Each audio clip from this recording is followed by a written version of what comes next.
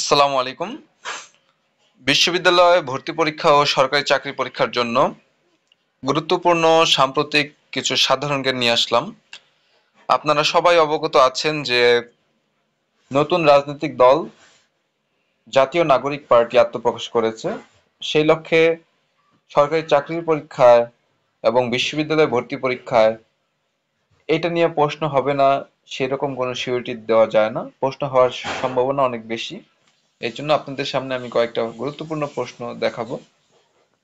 ১ নম্বর প্রশ্ন, বাংলাদেশের ইতিহাসে প্রথম ছাত্র নেতৃত্বাধীন রাজনৈতিক দল কোনটি? উত্তর হচ্ছে জাতীয় নাগরিক পার্টি। ২ নম্বর প্রশ্ন, জাতীয় নাগরিক পার্টি আত্মপ্রকাশ করে কবে? ২৮ ফেব্রুয়ারি ২০২৫। ৩ নম্বর প্রশ্ন, জাতীয় নাগরিক পার্টি প্রতিষ্ঠার স্থান কোনটি?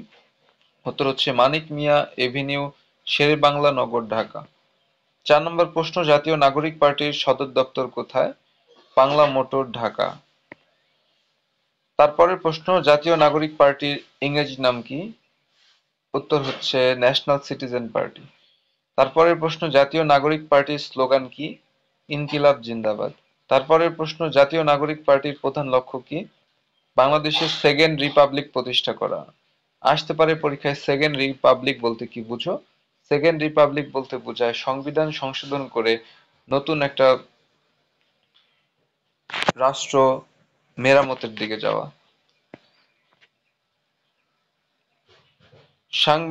তারপরের প্রশ্ন, জাতীয় নাগরিক পার্টির আহ্বায়ক কে? উত্তর হচ্ছে নাহিদ ইসলাম। আরো দুইজন কেন্দ্রীয় নেতৃবৃন্দের পদগুলো আমরা জেনে নেই।